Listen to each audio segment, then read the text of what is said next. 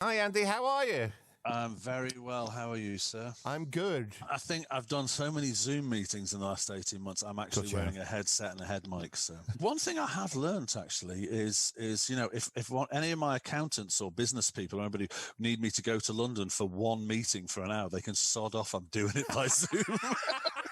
It's a great excuse. It must be the same for you down from Newcastle. Oh, completely. Mate, I mean, we've spoken many times over the years. I was doing the maths, almost 40 years since I was taken by my grandma in Heswell to Din's Records. I could choose what LPs I wanted for Christmas that year, and I chose Non-Stop Erotic Cabaret and Architecture and Morality. Now, good taste for a 12-year-old, right? Very good taste for a 12-year-old. You were a strange 12-year-old, weren't you? I bought Shaking Stevens as well, but I mean, you can't... okay, no, you've let yourself down now. I was going to say, obviously, you're from my wonderful peninsula of Wirral, so absolutely. It's unsurprising that you were so far ahead of the game. My grandparents lived in Heswell, just off Telegraph Road. You probably know it. People from the northeast, they go, what are they on about? Of course they are, yeah. What is that place? Do you still have connections with where you're from? I am speaking to you from my sofa in my house, still in the Wirral Peninsula. And if I go to the end of my garden and look down the hill 3 miles away, I can see the gigantic pub on the coast behind which I grew up. I can see where I came from. Oh my God. Here we go again, confusing people with more northwest stuff. Let's talk northeast. let's cross over the country before it becomes very...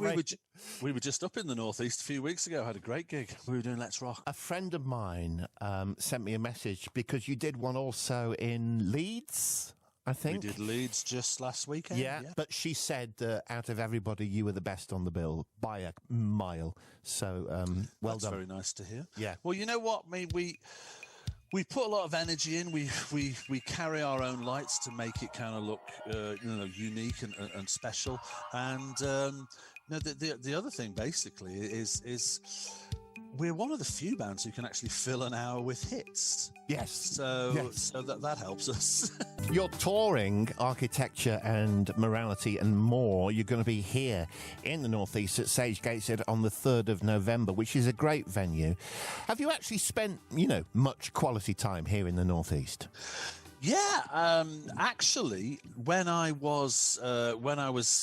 were playing in basically Sunderland last month, we were actually staying in Newcastle, and we got in the day before, and I went for a lovely walk around town, and went to the fabulous art gallery in Newcastle, which I'd never been to before. When I can, I'll get a chance to go out and enjoy it. But I've got to say, we absolutely love coming up to the Gateshead Sage. It's a beautiful venue. The river there is just stunning, and people come in from all over the northeast, and the atmosphere is always fantastic. Obviously, you're going to do the hits, only some of which were contained on Architecture. Mm-hmm. Are you going to do the whole of Architecture and Morality? What's the deal? Yeah, we are. I mean, for those who don't know, it was our third album, and we're celebrating the 40th anniversary, actually this coming November. It has Souvenir, Joan of Arc and Maid of Orleans on it, which were all top 5 hits. And in fact, had I not been so precious and told the record company that they were not going to prostitute our art, there probably would have been 2 other hits on it, the song She's Leaving in Georgia. So, Georgia! I hope you were going to say that. Yeah, well, Georgia's my favourite. Well, one of my favourites, yeah. Well, Simon, we will play the entire album, but in proper Eric Morecambe style, not necessarily in the right order. Love it.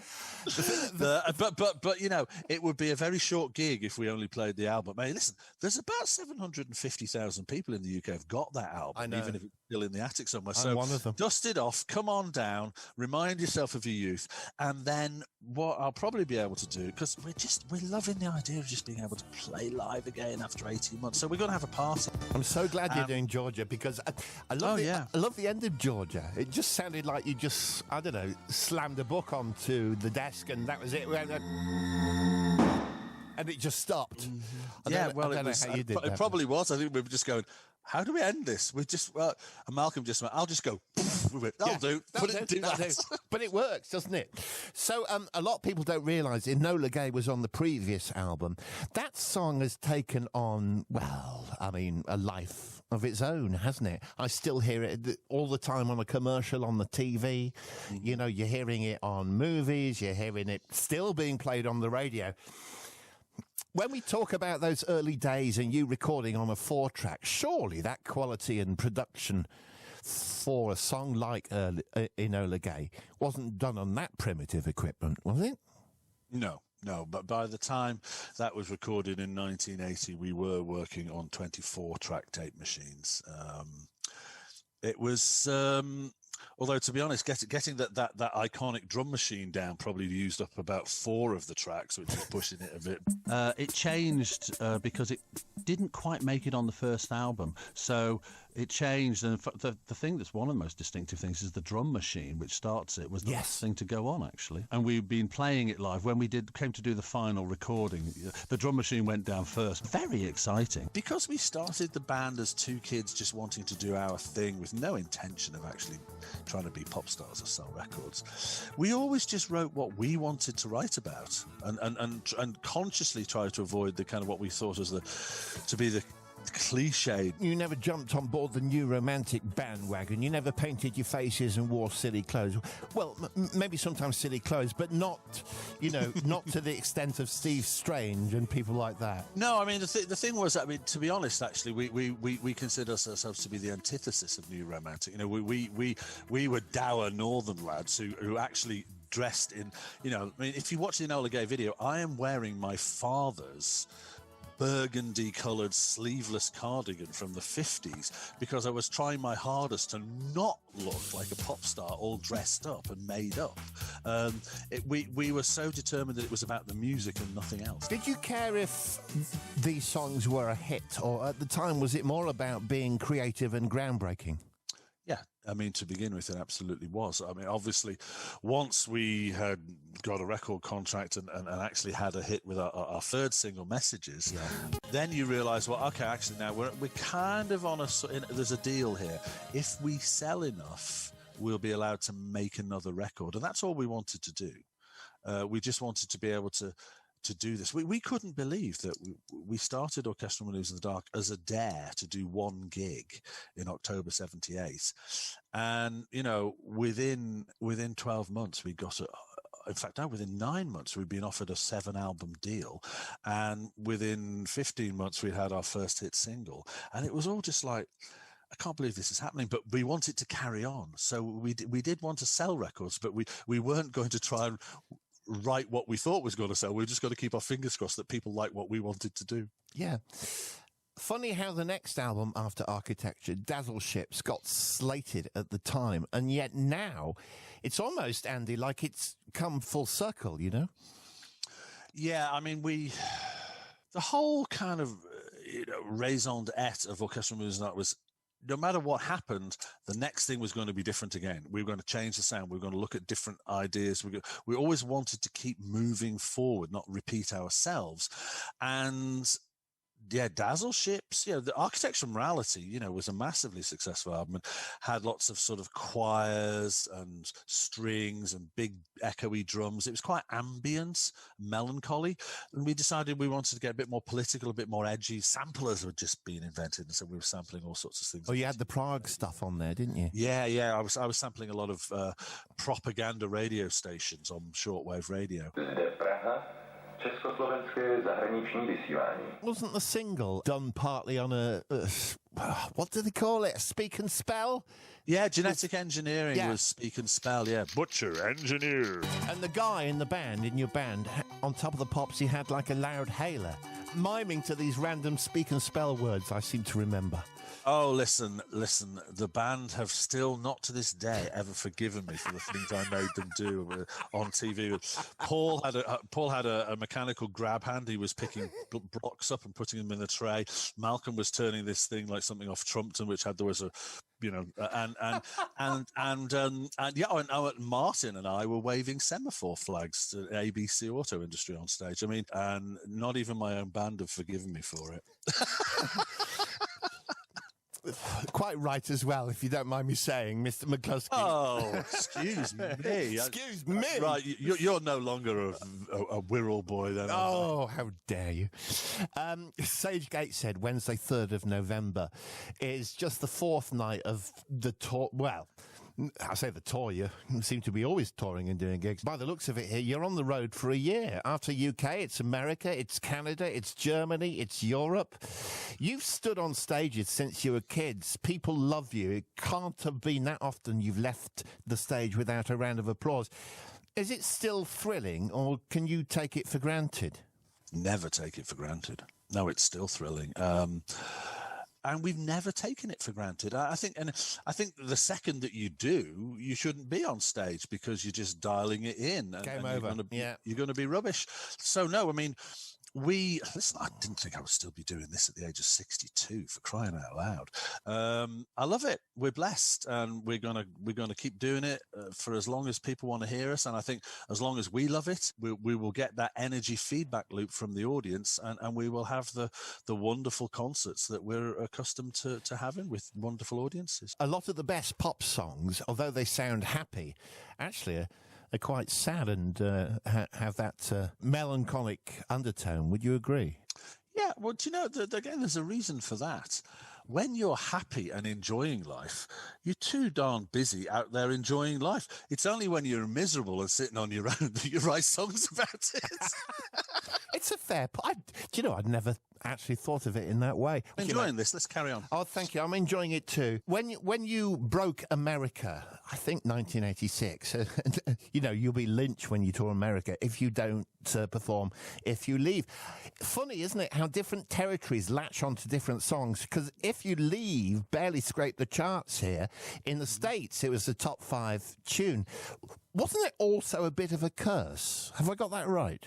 Yeah, I mean, in some respect, I mean, we've had about 4 other top 40 hits in America, but If You Leave is head and shoulders better known than the rest. And so to some degree, it can be a bit frustrating because to the average person in America, we're a one-hit wonder. No, really? Yeah, the reality is that we were signed to Virgin Records Virgin didn't have an American Virgin Records. So they would license groups of bands. And I think us and XTC in Japan were given in sort of like a lucky dip bag to a label in America who really just didn't know what to do with us. And so we were having hits in Europe, massive hits in Europe. We would go to America and we were playing in little clubs because we would be lucky to get on a college radio station.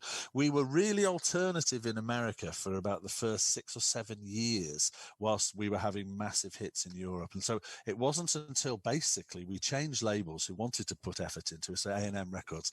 And at the same time, John Hughes, who's a real Anglophile in his music tastes, you know, he'd been using, you know, Had Simple Minds the year before in Breakfast Club, and he specifically requests that we. Oh, it's Pretty in Pink, wasn't it? The movie. Yeah. He requests us write a song. Didn't you write a song and then they rejected it, and you had to write one in like overnight or something? You know your stuff, don't you? I seem to remember. Such an OMD geek. Oh man, I am. I've got an OMD T-shirt on. Just in case it was video, I thought, then he'll know I'm a fan or a geek. I'm wearing my Simon Logan T-shirt, so we're quits. I'm glad I sent it you.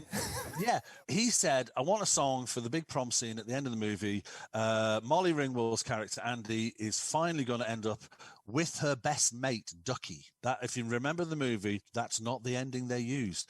We wrote a song for that ending, and then when we went back to Los Angeles to mix it just before we started a tour with the Thompson Twins, he said, listen, I love the song, but we test screened the ending, and the audience all want her to go with the pretty boy, Andrew McCarthy character, not Ducky. So we've reshot the ending. Can you write us another song that makes sense? And we were like, okay, well, we'll go in the studio tomorrow and see what we can. Isn't that amazing? That goes on to become the biggest USA hit.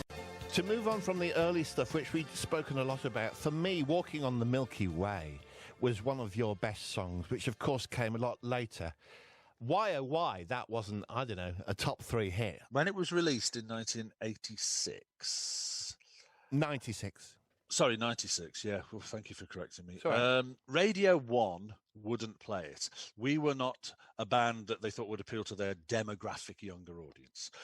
So once Radio 1 wouldn't playlist it, Woolworths, and even in the 90s, 40% of the singles were sold in Woolworths on a Saturday. Woolworths wouldn't stock it. So we basically had both arms tied behind our back. And the fact that it actually got to number 17 with no radio play and no stocking in Woolworths was quite remarkable. But yeah, I thought it was one of the best songs I'd ever written. It was just lush. It just washed all over you. The production was outstanding. The organ at the start, Andy, remember? Well, yeah, I wrote it. I do remember it. Yeah. Forgotten the blooming year. I thought it was 86. But yeah, I wrote it because I was at a crossroads in my life. You know, my son had just been born. I was in my mid-30s. And I was thinking, you know, can I keep doing this? And so if the lyrics are really about, you know, looking back, going, oh my God, what a great journey, but will it go forward? And I remember the great days of what we did. But, you know, now it's like, you know. You should have seen us walking. Yeah. ABBA's come back. Were you a fan of ABBA? I loved ABBA. I absolutely loved ABBA. When I was a sort of, you know, alternative hippie guy at art school in the late 70s, it wasn't cool to love ABBA. So I remember actually, here we go back on the Wirral again, going down to the Woodside Ferry, taking the ferry across to Liverpool, going to the Scala on Lime Street and watching ABBA the movie. So nobody at art college would know I got to see it. Yeah, it was very uncool, wasn't it? It was like, ABBA, what are you talking about? Yeah, I loved them. Okay, another question. Your son James has also gone into the music biz. Have you given him advice? I try. Does he listen? Like most kids, no. You know, he listens to other people, but nobody listens to their own parents. They're a great band, though. They're called MiG-15. They're brilliant. Andy McCluskey, thanks for coming on. I loved it. Let's play something from Architecture and Morality now. What are we going to go for? Go for Souvenir. Oh, let's do Souvenir. Paul wrote it. He needs the royalties. Cheers, Sarah. Lovely. And I hope you come along and to see the gig. I will be. Don't you worry about that. Bye now. Andy McCluskey. Cheers, man. Bye-bye.